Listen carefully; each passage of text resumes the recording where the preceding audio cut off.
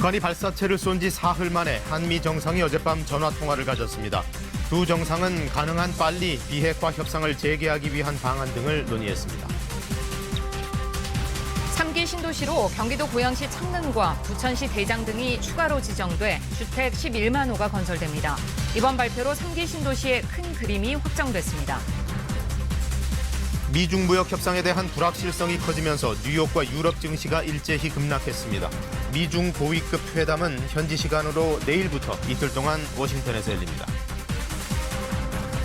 검찰이 어제 삼성바이오로직스 공장에 대한 압수수색을 벌여 공장 바닥 아래에 숨겨져 있던 서버 등 관련 자료를 확보했습니다. 네, 어젯밤 한미 정상 간의 전화 통화가 있었습니다. 문재인 대통령과 트럼프 대통령, 북한이 발사체를 쏜 지 사흘 만에 의견을 교환했습니다. 발사체는 발사체고 협상은 협상대로 빨리 재개하자는데 공감대를 형성했습니다.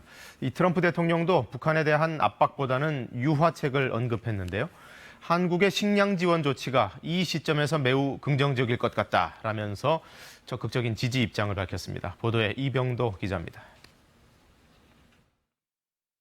문재인 대통령과 트럼프 대통령의 통화는 어젯밤 10시부터 35분간 이루어졌습니다. 청와대는 양 정상이 이번 발사에도 불구하고 북한이 대화 궤도에서 이탈하지 않도록 하면서 가능한 빨리 비핵화 협상을 재개하는 방안을 논의했다고 밝혔습니다. 관심사였던 발사체의 미사일 여부에 대한 정상 간 논의가 있었는지는 확인되지 않았습니다. 그러나 양국 정부가 긴밀한 공조 하에 적절한 방식으로 대응한 것이 매우 효과적이었다는 데 의견을 같이 했다고 밝혔습니다. 한미 간 긴밀한 공조를 강조해 대화의 동력을 유지해 나가겠다는 의도로 풀이됩니다. 문 대통령은 특히 트럼프 대통령의 트위터 메시지가 북한을 긍정적 방향으로 견인하는 데 결정적 역할을 했다고 평가했습니다. 이어 두 정상은 최근 유엔 식량기구가 발표한 북한의 식량난에 대해서도 의견을 교환했습니다. 트럼프 대통령은 한국이 인도적 차원에서 북한에 식량을 제공하는 것은 매우 시의적절하며 긍정적인 조치가 될 것으로 평가하고 지지했다고 청와대는 밝혔습니다. 제재는 유지하면서도 인도적 지원을 함으로써 북한을 대화의 장으로 이끌려는 의도라는 분석이 나옵니다. 양 정상은 또 트럼프 대통령이 가까운 시일 내에 방한하는 것에 대해 긴밀히 협의해 나가기로 했다고 청와대는 밝혔습니다. KBS 뉴스 이병도입니다. 네, 백악관에서도 한미 정상의 전화회담 소식을 공식적으로 타전했고 이제 그 후속 조치의 일환으로 대북 실무 책임자를 우리나라에 보냅니다. 바로 스티븐 비건 특별대표인데 일본을 거쳐서 곧 방한합니다. 서지영 특파원이 워싱턴에서 보도합니다. 지난달 11일 한미 정상회담 이후 두 정상이 직접 소통한 건 26일 만입니다. 저드 디어 백악관 부대변인은 보도자료를 통해 북한의 최근 진행 상황과 함께 최종적이고 완전하게 검증된 북한 비핵화 달성 방안에 관련한 논의가 있었다고 전했습니다. 대북 식량 지원 문제 등 구체적인 내용은 밝히지 않았지만 앞서 폼페이오 미 국무장관이 잇따라 언론에 출연해 긍정적인 입장을 밝힌 만큼 조만간 이 문제가 실무 차원에서 다뤄질 것으로 보입니다. It's permissible for humanitarian assistance. That is, the sanctions permit the North Koreans to purchase food products. 때마침 일본을 거쳐 우리나라를 방문하는 스티브 비건 미 국무부 대북정책 특별대표는 북핵 관련 당국자들을 만나 북미 간 대화의 불씨를 살리기 위한 방안을 조율할 예정입니다. 한미 간 실무그룹 회의에서 북한의 단거리 발사체에 대한 의도 분석과 더불어 식량난 문제도 집중 논의될 가능성이 높습니다. 미국 내 싱크탱크에서는 대북 지원 문제를 다루기 위한 역할이 별도로 필요하다는 지적도 나왔습니다. I think the Trump administration should appoint someone to be Special Representative for Human Rights and Humanitarian Affairs. 하지만 북한의 무력 시위 이후 비핵화 협상에 대한 미국 내 여론은 더욱 싸늘해진 상태. 민주당뿐만 아니라 공화당 내에서도 대북 제재 강화 등 강경론이 재점화하고 있는 것은 트럼프 정부의 대북 관여 정책에 부담으로 작용할 것으로 보입니다. 워싱턴에서 KBS 뉴스 서지영입니다. 북한이 쐈던 발사체는 한두 발이 아니라 상당히 여러 발이었던 것으로 확인됐습니다. 종류도 3가지가 섞여 있었다고 우리 군 당국은 전했습니다. 그러면서도 여전히 탄도미사일 여부는 특정할 수 없다는 입장을 견지했습니다. 한승현 기자가 보도합니다. 국방부는 북한이 4일 발사한 단거리 발사체는 10발에서 20발 정도라고 새롭게 밝혔습니다. 발사체는 모두 세 종류의 무기가 섞여 있다고 전했습니다. 신형 전술 유도 무기를 포함한 240mm와 300mm 방사포 등 다수의 단거리 발사체를 포착하였습니다. 국방부는 이 가운데 여러 발은 고도가 20에서 60여 킬로미터였고 거리는 70에서 240여 킬로미터를 비행한 것으로 포착했다고 설명했습니다. 핵심은 북한이 발사했다고 주장한 신형 전술유도 무기가 탄도미사일이냐 여부입니다. 이에 대해 국방부는 현재로선 탄도미사일로 특정할 수 없다고 밝혔습니다. 발사체들의 궤적이 극히 일부만 확인돼 자료가 충분치 않다는 겁니다. 그러면서 한미 정보당국이 정밀 분석 중이라는 말을 되풀이했습니다. 9.19 남북 군사합의 위반은 아니라면서도 북한의 도발 여부에 대해서는 즉답을 피했습니다. 9.19 군사합의 취지에 어긋나는 것으로 매우 우려하고 있습니다. 북한이 한반도에서의 군사적 긴장을 고조시키는 행위를 중단할 것을 촉구합니다. 국방부 보고를 받은 안규백 국회 국방위원장은 북한의 발사체를 단거리 미사일로 특정하기 어렵고 도발이라기보다 화력 타격 훈련이라고 평가했습니다. 하지만 자유한국당은 국방부가 미사일, 발사체, 신형 전술유도 무기로 말을 바꾸고 있다며 굳이 발사체로 칭하는 것이 의미를 축소하는 것이라고 비판했습니다. KBS 뉴스 한승현입니다. 관심을 모았던 3기 신도시 계획이 어제 발표됐습니다. 경기도 고양시 창릉동 일대와 부천 대장동 일대가 조명을 받게 됐습니다. 두 곳 다 서울과 거의 붙어 있다시피 한 곳이라서 서울 집값에 어떤 영향을 줄지 이목이 쏠립니다. 조혜진 기자가 보도합니다. 이번에 추가로 공개된 3기 신도시는 고양과 부천 두 곳입니다. 서울 서부권에 위치한 곳으로 모두 도심과 가깝습니다. 고양 창릉 신도시에는 3만 8천 호를 공급합니다. 서울 도심까지 접근성을 높이기 위해 30분 이내 출퇴근이 가능하도록 교통대책을 마련했습니다. 먼저 고양시청에서 6호선 세전역을 연결하는 이른바 고양선이 신설됩니다. 또 고양선과 경의중앙선을 간선 급행버스로 연결하고 장기적으로는 추진 중인 서울 서부선과도 연결할 예정입니다. 2만 호가 공급되는 부천 대장 신도시에는 김포공항역과 부천 종합운동장역을 잇는 이른바 슈퍼 간선 급행버스를 도입합니다. 광역철도, 도시철도, 광역도로, 혼잡도로, 그다음에 환승센터, BRT 이 6가지의 주요 수단을 성공적으로 3기 신도시가 끝날 수 있도록 서울 남부권에는 경기도 안산 장산과 신길, 용인 구성역 일대 등에 4만 2천 호 규모의 중규모 택지를 조성합니다. 서울 시내에는 대방동 군부지와 사당역 복합 환승센터 등지의 자투리 땅에 1만 호가량의 도심형 주택을 공급할 예정입니다. 이번 발표로 신도시 5곳과 중소규모 택지 79곳 등 모두 30만 호의 3기 신도시 큰 그림이 확정됐습니다. 주택시장의 수요와 공급 양 측면의 균형 있는 관리를 통해서 실수요자를 위한 주택시장 안정을 보다 공고히 하고자 합니다. 정부는 이르면 2022년부터 입주자를 모집할 계획입니다. 이번에 발표된 부지는 토지거래 허가구역으로 지정됐습니다. KBS 뉴스 조혜진입니다. 뉴욕과 유럽 증시가 일제히 급락했습니다. 미중 무역 협상이 벼랑 끝에 와 있다. 막판에 어떻게 될지 모른다. 이런 불확실성이 커진 것이 악재가 됐습니다. 자세한 소식 뉴욕에서 김철우 특파원이 보도합니다. 뉴욕 증시가 크게 하락했습니다. 다우존스 지수는 500포인트 가깝게 떨어진 채 장을 마감했습니다. 스탠더드 & 푸어스 지수와 나스닥도 급락했고 유럽의 주요 증시도 일제히 1.5% 넘게 하락했습니다. 트럼프 대통령의 추가 관세 부과 발언에 이어 미중 무역 협상에 대한 불확실성이 커진 것이 악재가 됐습니다. 미국 측 협상 대표단 고위 관계자들은 기자들에게 중국이 최근 들어 입장을 후퇴하거나 합의 내용을 바꾸려 한다고 전했습니다. 특히 법을 바꾸는데 동의했다가 입장을 번복했다고 언급했는데 이는 협상의 주요 쟁점인 기술 이전 강요와 불공정 관행 방지책에 관한 것이란 관측이 나오고 있습니다. 협상 타결을 목표로 한 워싱턴 고위급 회담을 앞두고 추가 관세 폭탄 카드를 꺼낸 것은 단순 위협용이 아니라 실제 단행될 가능성이 높다는 전망이 유력합니다. President will move forward with tariffs this Friday. He's given the Chinese a very small window to come to the table. 참석이 불확실했던 류호 부총리가 중국 대표단을 이끌고 워싱턴에 오지만 규모는 축소된 것으로 전해졌습니다.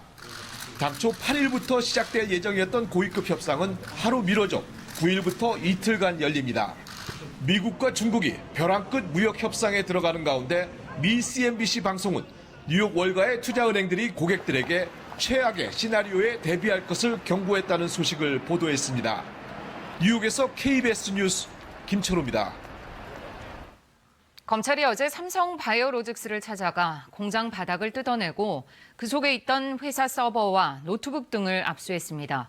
삼성 바이오로직스 직원들이 증거를 인멸하려고 공장 바닥 밑에 숨겨둔 건데 이들은 최근 수사의 속도가 낮아 숨겨놨던 서버를 꺼내 훼손한 정황도 발견됐습니다. 이렇게까지 서버 등을 숨긴 건 삼성전자 측의 지시 때문이었다는 진술을 검찰이 확보했습니다. 정세배 기자입니다. 삼성 바이오로직스가 회계 처리 기준을 위반했다는 금융감독원의 특별 감리 결과가 나온 지난해 5월 전후 자회사인 바이오에피스뿐만 아니라 바이오로직스에서도 증거인멸이 진행됐습니다. 회사 서버를 통째로 드러낸 삼성 바이오로직스는 서버 등 전산 자료를 회사 내에 숨겨뒀습니다. 공장 바닥을 뜯어내고 그 아래에 묻어놓은 겁니다. 당시는 정기적인 서버 교체 기간도 아니었습니다. 또 교체된 서버가 아닌 별도의 저장 장치에 기존 자료를 백업해뒀습니다. 기존 자료가 필요하면 그때마다 별도 저장 장치에서 따로 찾아서 쓰며 검찰 수사에 대비했습니다. 삼성 측은 최근 검찰 수사가 급물살을 타자 숨겨왔던 서버를 훼손한 것으로 알려졌습니다. 이 같은 진술을 확보한 검찰은 어제 압수수색을 벌여 숨겨왔던 서버 등 자료를 확보했습니다. 또 증거인멸을 한 직원 A씨에 대해서는 구속영장을 청구했습니다. 검찰은 바이오로직스와 자회사인 에피스 모두에서 체계적으로 증거인멸에 나선 것은 삼성전자 사업지원 TF의 지시에 따른 것이라는 진술을 확보했습니다. 한편 검찰은 현장에서 증거인멸 작업을 지휘한 삼성그룹의 보안 담당 상무도 여러 차례 불러 조사했습니다. 검찰은 이 역시 그룹 차원의 개입을 뒷받침하는 중요한 정황으로 보고 있습니다. 검찰은 삼성 측이 숨겨야만 했던 자료에 분식회계 의혹을 입증할 핵심 내용이 담겨 있을 것으로 보고 분석 작업에 속도를 낼 계획입니다. KBS 뉴스 정세배입니다. 이어서 사건 사고 소식입니다. 어제 저녁 울산대교에서 30대 여성이 딸과 함께 바다에 뛰어들겠다며 소동을 벌이다 구조됐습니다. 오늘 새벽엔 한 남성이 서울 지하철 승강장에서 전동차를 향해 소화기를 분사하고 달아났습니다. 김민지 기자가 정리했습니다. 어제 오후 4시 반쯤 울산 남구 울산대교에서 30대 여성이 10대 딸과 함께 바다에 뛰어들겠다며 소동을 벌였습니다. 신고를 받고 출동한 경찰은 협상 요원을 투입해 5시간 가까이 설득했고 저녁 9시 반쯤 이들을 안전하게 구조했습니다. 구조 직후 이들은 심리적 안정을 위해 병원으로 옮겨졌습니다. 이번 소동으로 울산대교 방어진 방향의 차량 통행이 전면 통제되기도 했습니다. 오늘 새벽 0시 50분쯤엔 서울 지하철 4호선 미아사거리역 승강장에서 한 남성이 정차한 전동차를 향해 소화기를 분사했습니다. 이 때문에 소화기 분말이 전동차 안에 퍼져 승객들이 불편을 겪었습니다. 경찰은 해당 남성이 열차를 타고 달아난 것으로 보고 수사에 착수할 방침입니다. 앞서 어제 저녁 7시 반쯤 제주도 서귀포시에 있는 감귤 비닐하우스에서 불이 나 20여 분 만에 꺼졌습니다. 이 불로 다친 사람은 없었지만 비닐하우스와 감귤나무 등이 불에 타 소방서 추산 900만 원의 재산 피해가 났습니다. 경찰과 소방당국은 화재 원인을 조사하고 있습니다. KBS 뉴스 김민지입니다. 민주당에서는 오늘 새 원내 사령탑이 선출됩니다. 자유한국당은 영남 지역에서의 장외투쟁을 이어갑니다. 저마다 민생을 얘기하고 있지만 4월 국회는 어제 빈손으로 끝났고 5월 국회도 불투명합니다. 장혁진 기자입니다. 20대 국회 마지막 1년간 민주당의 국회 전략을 책임질 원내대표에는 삼선의 이인영, 노웅래, 김태년 의원이 출마했습니다. 128명의 민주당 소속 의원들이 참여하는 1차 투표에서 과반의 지지를 얻는 후보가 원내대표로 당선되고 과반 득표자가 없으면 1, 2위 간 결선 투표로 당선자를 가립니다. 새 원내대표는 집권 3년차 국정 과제를 법으로 현실화하고 원내 전략을 총괄하는 책임을 맡게 됩니다. 특히 선거법과 공수처법의 패스트트랙 지정을 둘러싸고 격렬하게 충돌했던 한국당과 대화의 물꼬를 터야 하는 과제도 안고 있습니다. 충돌 이후 여야 간 물밑 접촉조차 없는 상황에서 새 원내사령탑의 선출이 대화의 계기가 될 수 있을지 주목됩니다. 한국당은 패스트트랙 지정 철회를 요구하며 국회 밖에서 민생투쟁 대장정을 이어갑니다. 황교안 대표는 어제 부산에 이어 오늘은 경남 거제를 찾아 김영삼 전 대통령 생가와 지역 마을회관 등을 방문하고 민생 행보를 부각하는 데 주력할 예정입니다. 또 경제와 민생이 어려운 데다 북한이 발사한 미사일마저 미사일이라고 부르지 못하는 등 안보까지 무너졌다며 안보 위기론을 거듭 주장할 계획입니다. KBS 뉴스 장혁진입니다. 바른미래당이 오늘 오후 의원총회를 열고 김관영 원내대표 신임 여부 등을 논의합니다. 이번 의원총회는 유승민 의원 등 옛 바른정당 출신 의원 8명과 권은희 의원 등 옛 국민의당 출신 의원 7명 등 총 15명이 김 원내대표의 사퇴를 촉구하며 소집을 요구했습니다. 하지만 김 원내대표는 당헌 당규상 불신임의 방법은 없다면서 지도부 사퇴 요구는 당권을 확보하려는 집착이라고 일축하고 있어 경론이 불가피할 것으로 보입니다. 귀국 후 장고에 들어갔던 문무일 검찰총장이 어제 다시 입을 열었습니다. 검경 수사권 조정, 정부안에 대한 반대 입장을 거듭 분명히 했는데요. 특히 경찰이 이 수사 개시권과 종결권을 다 가져서는 안 된다고 강조했습니다. 다만 검찰은 집단 행동보다는 국민 설득 작업을 더 고심하는 분위기입니다. 이지윤 기자가 보도합니다. 귀국 후 사흘 만에 출근한 문무일 검찰총장. 현재 논의되고 있는 수사권 조정안이 국민의 기본권을 보장할 수 없다는 기존의 입장을 재확인했습니다. 경찰에게 수사 개시권과 종결권을 모두 줘서는 안 된다는 겁니다. 수사에 대한 사법적 통제와 더불어 수사의 개시 그리고 종결이 구분되어야 국민의 기본권이 온전히 보호될 수 있으리라고 생각합니다. 문 총장은 검찰을 비롯해 수사를 담당하는 모든 국가기관의 이 원칙이 지켜져야 한다고 밝혔습니다. 조국 민정수석이 SNS를 통해 문 총장의 우려를 경청할 필요가 있다고 밝힌 것에 대해서도 언급했습니다. 수사권 조정안에 대한 깊이 있는 논의가 필요하다는 공감대가 넓어지고 있어서 다행이라는 겁니다. 이와 관련해 국회에서 출석 요구가 있다면 성심껏 준비해 답변하겠다고 덧붙였습니다.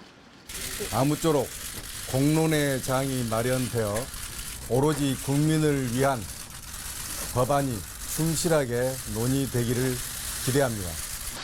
문 총장은 어제 대검찰청 관부들과 회의를 열고 경찰의 수사 종결권을 통제할 수 있는 보완책 등을 논의했습니다.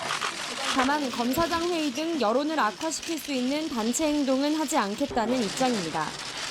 대신 내부 의견을 정리한 뒤 현재 수사권 조정안의 사례별 문제점을 알리는 대국민 설득에 주력할 것으로 보입니다.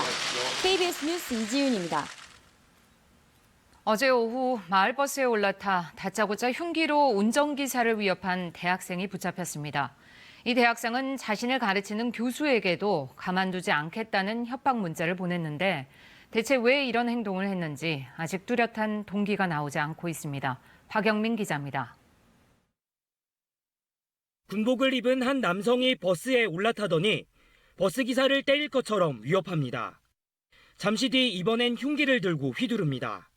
버스에서 내린 이 남성은 야구방망이를 들고 다시 버스에 올라타 위협합니다. 이 남성은 인근 대학에 재학 중인 26살 A씨로 신고를 받고 출동한 경찰에 현행범으로 체포됐습니다. A씨는 이곳에서 버스를 가로막은 뒤 버스기사가 경적을 울리자 흉기를 들고 버스에 올라타 위협했습니다. 당시 버스에는 승객 30명이 타고 있었지만 다행히 다친 사람은 없었습니다.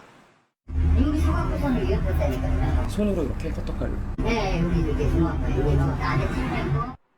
경찰 조사에서 A씨는 갑자기 버스가 경적을 울려 화가 나 이 같은 범행을 저질렀다고 말했습니다. 앞서 A씨는 학교 교수들에게 가만두지 않겠다는 등의 협박 메시지를 지속적으로 보냈고 범행 당일에도 교수들에게 살해 협박을 한 것으로 조사됐습니다. 학생이 저 학교에 온다고 죽이겠다고 온다고 그런다 그런 식으로 신고가 떨어져갖고 설문수사하는 과정에서 이제 그 학생이 버스 기자한테 가서 이제 협박을 한 거지.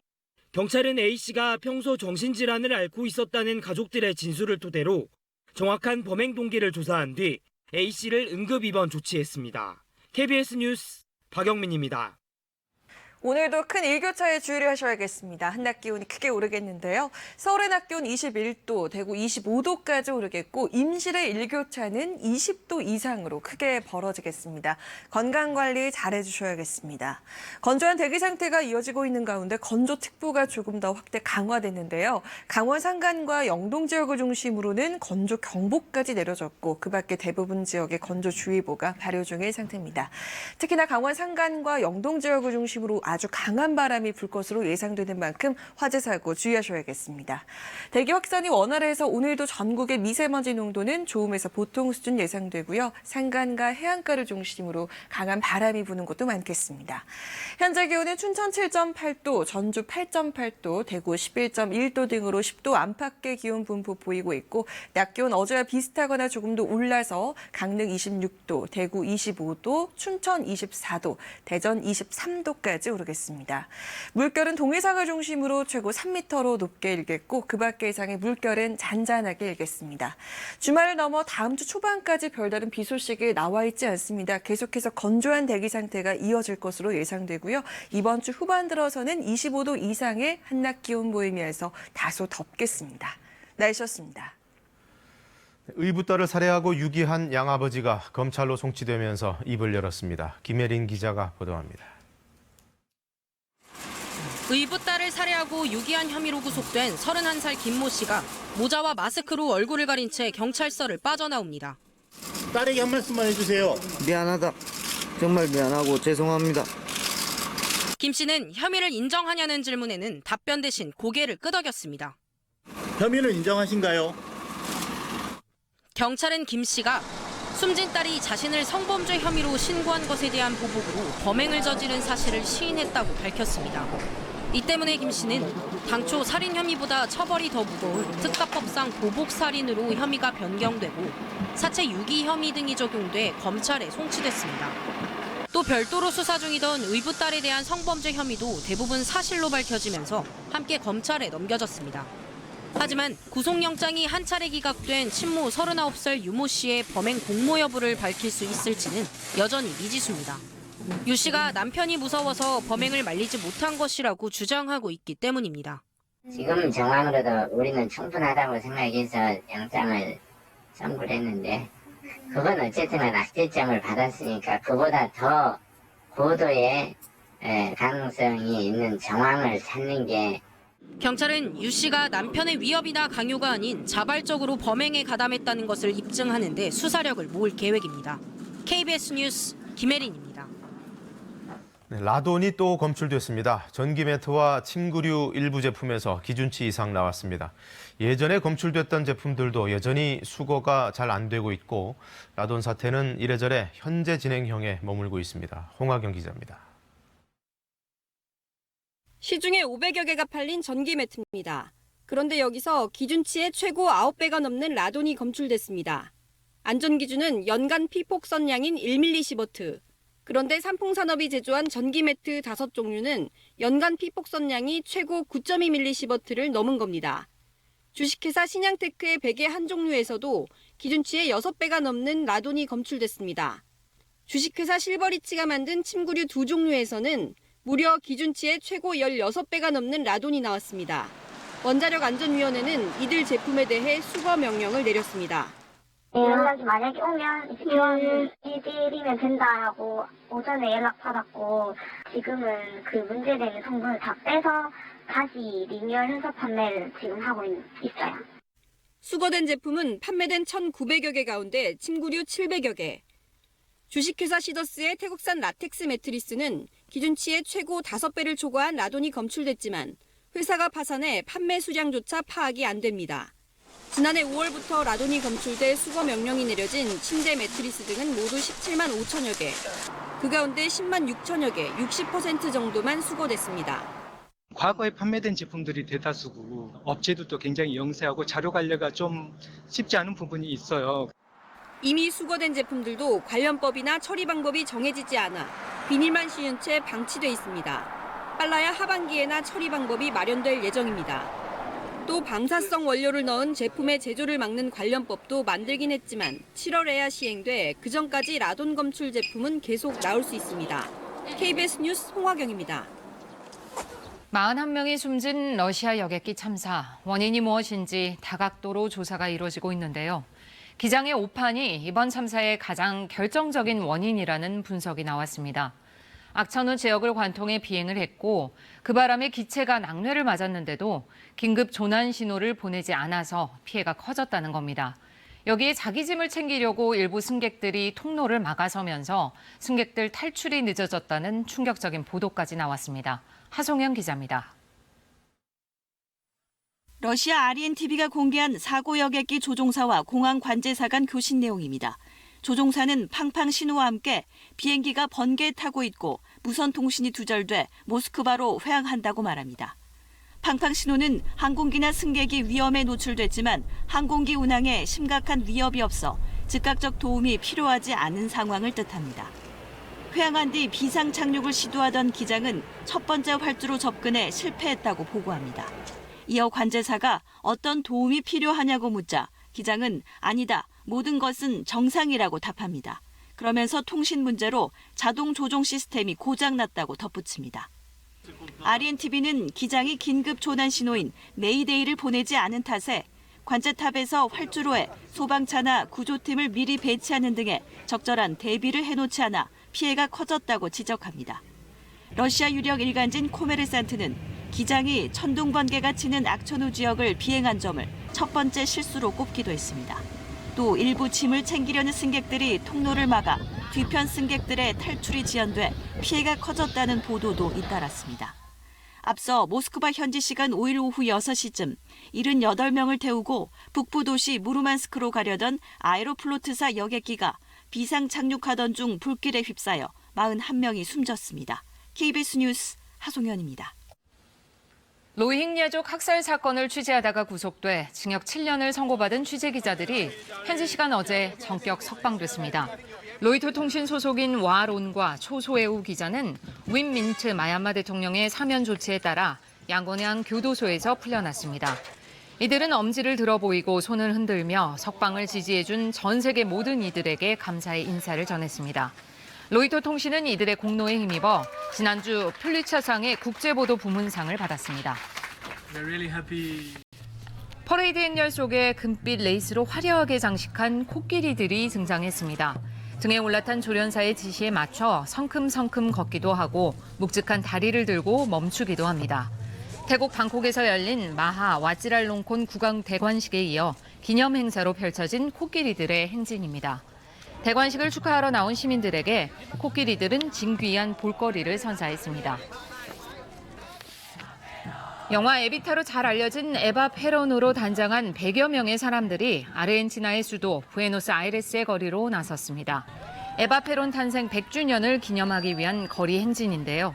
33살의 나이에 세상을 떠난 그녀는 가난한 사람들의 챔피언으로 여성들이 투표권을 얻는 것을 도왔습니다. 그녀가 떠난 지 60년이 넘었지만 그녀의 삶은 뮤지컬의 노래 제목처럼 그녀를 그리워하는 사람에게도 그녀를 원망하는 사람에게도 여전히 의미 있는 메시지를 던지고 있습니다. 지금 세계는입니다. 제주도에서 은퇴한 경주마를 학대하고 도축하는 실태가 영상으로 찍혔는데 그걸 미국 동물단체가 공개했습니다. 관련해서 제주축협이 검찰에 고발됐는데 그 고발도 미국 단체가 했습니다. 임현희 기자가 취재했습니다. 제주의 한 축협 도축장. 트럭 위에 선 남성이 긴 막대기로 말의 머리를 수차례 내려칩니다. 트럭에서 내리지 않는 말을 억지로 도축장으로 끌고 가기 위해서입니다. 도축장으로 끌려온 말은 전기 충격기를 맞고 도축기계에 매달려 죽음을 맞이합니다. 말의 도축 장면을 가까이서 본 또 다른 말은 겁에 질린 채 뒷걸음질 칩니다. 미국의 동물보호단체 페타가 제주에서 벌어지는 경주마 도축 현장을 촬영한 영상입니다. 이 단체는 지난해 4월부터 10달 동안 은퇴한 경주마 22마리가 도축되는 것을 확인했다고 밝혔습니다. 은퇴하는 경주마는 국내에서만 매년 1,600여 마리. 이 중 대부분이 재활 대신 도축돼 말고기로 판매된다고 이 단체는 주장했습니다. 퇴역 경주마를 도축하는 것은 비용 때문이라는 마사회 관계자의 발언도 담겼습니다. The number of horses which can be retrained is so small. Only 50 horses among 1,600 retired horses per year. It's very expensive to take care of the horse after retired. 이 단체는 도살 과정에서 불필요한 고통이나 공포를 줘서는 안 된다는 동물보호법을 위반했다며 제주축협을 검찰에 고발했습니다. KBS 뉴스 이면입니다. 저소득층을 위한 근로자녀장려금 신청 가구가 100만 가구를 넘어섰습니다. 평균 지원 금액은 110만 원으로 지난해보다 47%가량 늘어났다고 하네요. 이현준 기자가 보도합니다. 미용실을 운영하면서 자녀 2명을 키우고 있는 이난주 씨. 지난해 받은 근로장려금 100만 원과 자녀장려금 50만 원은 담비 같은 지원이었습니다. 저 같은 그런 서민한테는 좀 큰 돈이에요. 뭐 학원비나 아니면 아이들 양육하는데 아니면 또는 그런 생활비나 이런 데 많이 쓰게 되더라고요. 올해 근로자녀장려금 신청 대상자는 모두 543만 가구입니다. 지난해 지급받은 가구보다 배 이상 많습니다. 30세 이상이었던 단독 가구의 연령 요건이 폐지되면서 142만 가구가 추가됐습니다. 소득과 재산 기준이 완화돼 영세 자영업자도 크게 늘었습니다. 연소득이 단독 가구는 2천만 원, 헛벌이 가구는 3천만 원, 맞벌이 가구는 3,600만 원 미만이면 신청이 가능합니다. 재산 기준은 2억 원 미만으로 높아졌습니다. 국세청으로부터 안내를 못 받았더라도 증빙 서류를 갖추면 신청할 수 있습니다. 신청한 가구는 접수 이틀 만에 100만 가구를 넘어섰습니다. 올해 평균 근로장려금은 110만 원으로 지난해보다 47%가량 증가했습니다. 자녀장려금은 자녀 한 명에 최대 70만 원입니다. 상담센터 전화도 아주 확대돼서 받고 있고요. 그리고 또 이 모바일로 다 신청하는 방법을 큰 어려움이 없이 이렇게 신청할 수 있도록 노력을 하고 있습니다. 신청 기한은 이달 31일까지로 국세청은 석 달간 서류를 검증한 뒤 9월 추석 전에 지급할 예정입니다. KBS 뉴스 이현준입니다. 여성, 남성 배역을 굳이 구분하지 않는 이른바 젠더 프리 캐스팅이 어린이 관객을 위한 연극 무대에도 등장을 했습니다. 모험의 상징 로빈슨 크루소 역할을 여자 배우가 처음으로 맡은 건데요. 윤영란 기자가 그 무대로 안내합니다. 나는 로빈슨 크루소야. 만나서 반가워. 인간이 버린 쓰레기 때문에 옴짝달싹 못하게 된 거북을 구하러 나선 로빈슨 크루소. 폭풍우를 만나 휩쓸려간 섬에서 깡통집을 매단 소라게를 만납니다. 이 거북섬에서 최신 유행하는 멋진 소라집이라고? 두 주인공 역을 맡은 여성과 남성 배우들이 번갈아 짝을 이뤄 무대에 오릅니다. 여성과 남성을 구분하지 않는 이른바 젠더 프리 캐스팅. 국내 아동극에선 처음입니다. 지구 환경 보호와 자원 재활용이 핵심 내용이다 보니 남녀 배역 구분이 중요하진 않았습니다.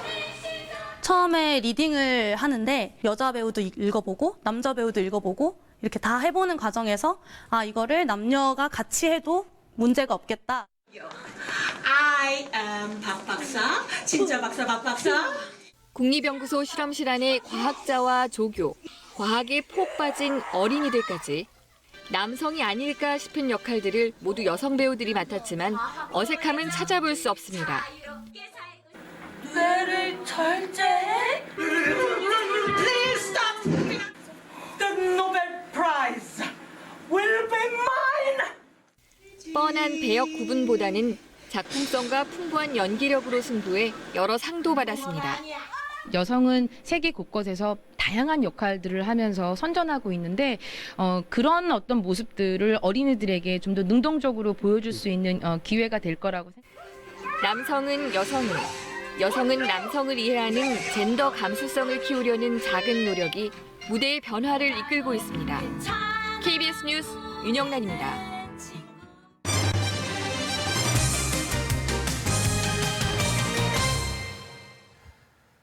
최근 중국에서 퍼지고 있는 아프리카 돼지 열병의 전파를 막기 위해 당정이 긴급 대책을 내놨습니다. 다음 달부터 해외에서 불법 축산물을 반입할 경우 과태료를 최고 1,000만 원까지 부과하기로 했습니다. 김수현 기자입니다. 아프리카 돼지 열병이 국내로 들어오는 것을 막기 위해 축산물을 불법으로 들여오다 적발될 때 물리는 과태료를 현행 10만 원에서 최고 1,000만 원까지 올리기로 했습니다. 사람에겐 옮기진 않지만 폐사율이 100%에 이르다 보니 더불어민주당과 정부가 긴급 회의를 열고 내놓은 대책입니다. 아프리카 돼지 열병 발생국에서 돼지고기나 가공품을 들여오면 처음이어도 과태료를 500만 원 물리고 3차례 이상 걸리면 최고 1,000만 원을 부과합니다. 나머지 경우엔 처음 적발되면 100만 원, 이후 3번째부턴 500만 원을 내야 합니다. 정부는 이와 함께 아프리카 돼지 열병이 국내에 발생하면 위기 경보 최고 수준인 심각 단계를 즉각 발령하고 중앙재난안전대책본부를 가동하는 등 범정부 차원에서 대응할 방침입니다. 또 양돈 농가가 남은 음식물을 사료로 사용하는 것을 금지하는 한편 야생 멧돼지가 농가에 침입하는 것을 막기 위한 울타리 설치를 지원하기로 했습니다. 작년 8월 중국에서 아시아권에서는 처음으로 아프리카 돼지열병이 발생한 후부터는 국경 검역과 방역 관리에 더욱 만전을 기해오고 있습니다. 다만 과태료가 많아진 만큼 미납이 늘어날 우려가 있어 과태료를 내지 않은 외국인의 경우 입국을 금지하는 등 강력한 제재 방안을 마련할 계획입니다. 인상된 과태료는 다음 달 1일부터 적용됩니다. KBS 뉴스 김수현입니다. 렌벤 캐피탈이라는 업체를 통해서 가상화폐인 비트코인에 투자를 했다가 투자금을 돌려받지 못하는 등 사기 피해자가 속출하고 있다는 보도를 전해드렸는데요. 경찰이 보도 직후에 관련자 2명을 구속하고 국제 공조를 통해 외국인 총책임자 검거에 나섰습니다. 김용준 기자가 보도합니다. 올해 초 서울 모처에서 진행된 렌벨 캐피탈의 투자 설명회입니다. 한 사람이 중국어로 설명하고 이어서 옆에 있던 여성이 통역합니다.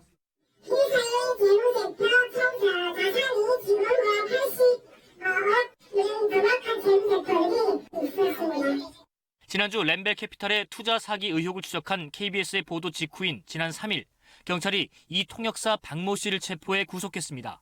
박 씨에게 적용된 혐의는 사기와 불법 유사 수신.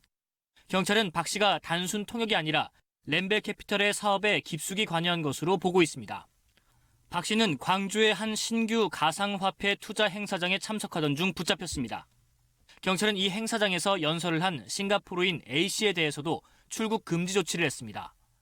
A씨는 렌벨 캐피탈 외국인 총책임자로부터 신규 사업장에서 연설을 대신하라는 지시를 받은 것으로 경찰은 파악하고 있습니다. 이에 경찰은 이 사업도 렌벨 캐피탈과 유사한 건인지 들여다보는 것으로 전해집니다. 한편 미국 CNBC 방송에 출연했다며 조작 방송까지 한 것으로 드러난 렌벨 캐피탈의 CEO 미국인 윌 콜린스는 명의 사장에 불과하며 실질적인 총책임자들은 다수의 타이완인들인 것으로 경찰은 보고 있습니다. 경찰은 박 씨 외에 다른 통역사 1명도 같은 혐의로 구속했고 국내외 고위 관계자 10여 명을 피의자로 입건해 조사하고 있습니다. 또 해외에 체류 중인 타이완인들에 대해선 국제 공조로 수사를 진행할 방침입니다. KBS 뉴스 김용준입니다. 입학한 대학이 적성에 맞지 않아서 학생이 자퇴 신청을 해도 대학 측에서 이를 받아들이지 않는다면 어떨까요? 강원도 태백에 있는 강원 관광대에서 벌어지고 있는 일인데요. 왜 그런지 박상희 기자가 취재했습니다. 올해 강원관광대에 입학한 A씨는 학과 교수의 약속과 달리 교육 환경이 실망스러워 입학 3주 만에 자퇴서를 제출했습니다. 하지만 자퇴서가 2달 가까이 처리되지 않았습니다. 돈이 안 들어오니까 그 전화 계속 이렇게 돌리시고 계속 핑계 대시면서 자퇴 처리됐다고 돈 곧 들어갈 거라고. 올 들어 A씨처럼 자퇴서를 낸 학생은 20여 명. 문제는 자퇴 처리가 지연될 경우 등록금 반환 금액이 줄어들 수 있다는 점입니다. 대학 등록금 규칙에는 자퇴 한 달 이내는 등록금의 6분의 5, 2달은 3분의 2를 반환하도록 규정돼 있습니다. 일부 학생은 자퇴 처리가 늦어지자 국민신문고와 교육부에 민원을 제기해 등록금을 돌려받았습니다. 저랑 같이 자퇴를 하는 동생이 있거든요. 근데 그 동생이랑 이거 우리 이러다가 진짜 못 받는 거 아니냐 싶어서 신문고에 민원을 넣고 받았죠. 이 대학은 또 지난해 9월 휴학 중 자퇴서를 낸 학생을 본인 동의 없이 휴학 연장으로 처리했습니다. 이처럼 대학 측이 자퇴 처리에 미온적인 것은 재학생 충원율 때문입니다. 교육부 재정 지원을 받기 위해선 매년 4월 1일 기준으로 재학생 충원율이 82%를 넘어야 합니다. 충원율이 낮으면 재정 지원이 불가능해 4월 1일 이전에는 자퇴 처리를 하지 않는 겁니다. 지금 현재 한 10명 정도가 4월 달로 처리가 됐어요. 원래는 1월, 2월, 3월에 제출을 했는데 그 기간평가 때문에 4월 1일 재학생 충원율 82%를 충족시키기 위해서 강원관광대는 3년 전에도 교육부 감사에서 부적절한 신입생 자퇴 처리로 징계 처분을 받았습니다. KBS 뉴스 박상입니다. 이 시각 현재 출근길 교통 상황 알아보겠습니다. 서울경찰청입니다. 안녕하십니까. 수요일 아침 교통정보입니다. 보복 운전의 가장 큰 원인이 깜빡이를 켜지 않고 들어오는 갑작스러운 진로 변경이라고 합니다. 깜빡이 켜기로 교통사고와 보복 운전을 예방할 수 있는데요. 오늘도 깜빡이 켜기로 안전운전, 배려운전 하시기 바랍니다. 오늘 아침 출근길 어제보다 수월한 모습입니다. 북부간선도로 월곡 방면 묵동YC부터 월릉 분기점까지 정체고 이어지는 내부순환로는 성산 진출램프에서 정체되는 것 외에는 전 구간 소통 원활합니다. 경부고속도로 외곽 방향 한남대교 남단부터 반포YC 지날 때까지 속도 떨어지고 서부간선도로 외곽 방향 고척교부터 금천교 사이 정체입니다. 남부순환로 양재 방향 신림사거리 부근 출근 차량 빠르게 늘고 있고 경인로 여의도 방면 영등포역 지나는 데 신호대기 몇 번씩 받고 있습니다. 한강다리 중에는 청담대교가 가장 힘겨운 모습인데요. 북단에서 남단 방향 건너는데 5분 정도 소요되고 있습니다. 이어서 교통 통제 정보입니다. 동부간선도로 월계 1교 부근 시설물 설치 공사로 오전 10시부터 오후 5시까지 양방향 한 개 차로가 부분 통제될 예정입니다. 교통정보였습니다.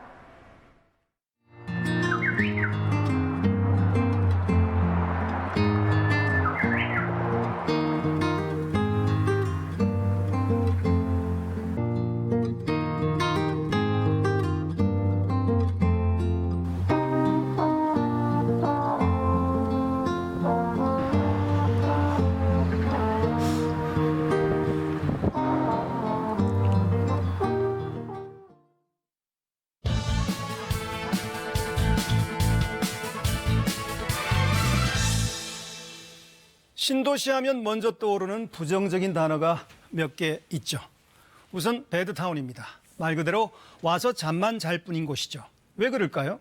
집만 지어놓았기 때문입니다. 기업도 들어와서 일자리가 생기는 이른바 자족도시는 못된 겁니다.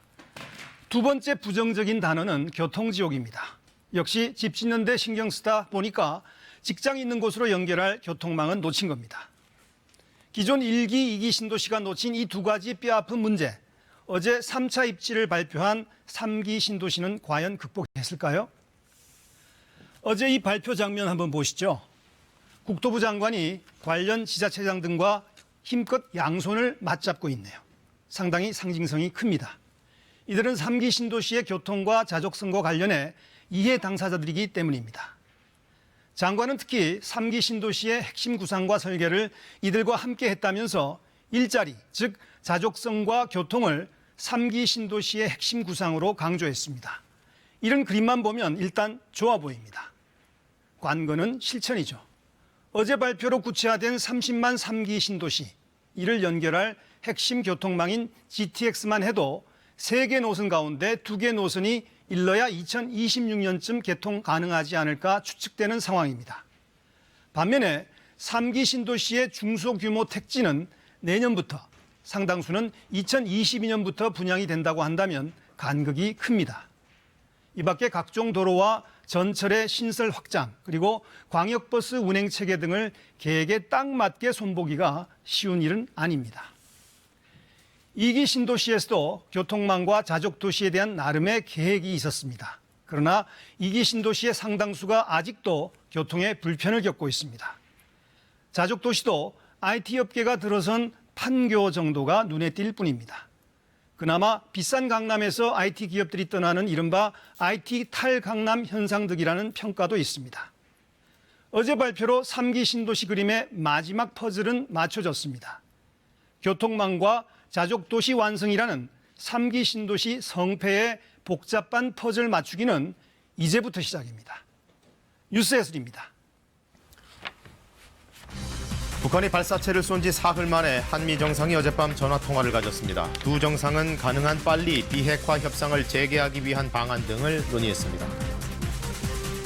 3기 신도시로 경기도 고양시 창릉과 부천시 대장 등이 추가로 지정돼 주택 11만 호가 건설됩니다. 이번 발표로 3기 신도시의 큰 그림이 확정됐습니다. 미중 무역 협상에 대한 불확실성이 커지면서 뉴욕과 유럽 증시가 일제히 급락했습니다. 미중 고위급 회담은 현지 시간으로 내일부터 이틀 동안 워싱턴에서 열립니다. 검찰이 어제 삼성 바이오로직스 공장에 대한 압수수색을 벌여 공장 바닥 아래 숨겨져 있던 서버 등 관련 자료를 확보했습니다. 오늘도 한낮 기온이 크게 오릅니다. 큰 일교차에 주의를 하셔야겠는데요. 서울의 한낮 기온이 21도, 임실 22도, 대구 25도까지 오르는 가운데 임실의 일교차는 20도 이상 크게 벌어지겠습니다. 옷차림에 유의를 하셔야겠습니다. 맑은 날씨가 계속되고 있어서 바깥 산책하기 좋은데요. 하지만 대기가 점차 메말라가고 있습니다. 건조특보는 조금 더 확대 강화됐습니다. 강원 산간과 영동을 중심으로 건조경보가 발효 중이고 그 밖에 대부분 지역에는 건조주의보가 내려져 있습니다. 특히나 강원 산간과 영동 지역을 중심으로 초속 21m 이상의 강풍이 몰아칠 것으로 예상됩니다. 작은 불씨가 큰 화재로 이어질 수 있는 만큼 불씨 관리에 주의를 하셔야겠습니다. 오늘도 대기 확산이 원활해서 전국의 미세먼지 농도는 좋음에서 보통 수준 유지하겠고요. 해안가와 일부 산간을 중심으로 강한 바람이 부는 곳이 있겠습니다. 고기압의 영향으로 대체로 맑은 날씨가 이어지겠습니다. 현재 기온입니다. 춘천 7.8도, 대전 9.3도, 대구 11.1도 등으로 10도 안팎의 현재 기온 보이고 있습니다. 한낮 기온은 대부분 20도를 넘어서겠는데요. 어제와 비슷하거나 조금 더 높겠습니다. 강릉이 26도, 대구 25도, 춘천과 청주 24도, 대전과 광주는 23도까지 오르겠습니다. 바다의 물결은 동해상을 중심으로 최고 3m로 높게 일겠고 동해상에는 강한 바람이 부는 곳이 있겠습니다. 그 밖의 상은 1, 2m 로 물결이 잔잔하게 일겠습니다. 이번 주말을 지나 다음 주 초반까지 별다른 비 소식은 나와 있지 않습니다. 맑은 날씨 속에 대기가 점차 메말라갈 것으로 예상되고요. 이번 주 후반에는 25도를 웃도는 다소 더운 날씨가 찾아오겠습니다. 날씨였습니다. 네, 뉴스광장 마치겠습니다. 시청해주셔서 고맙습니다.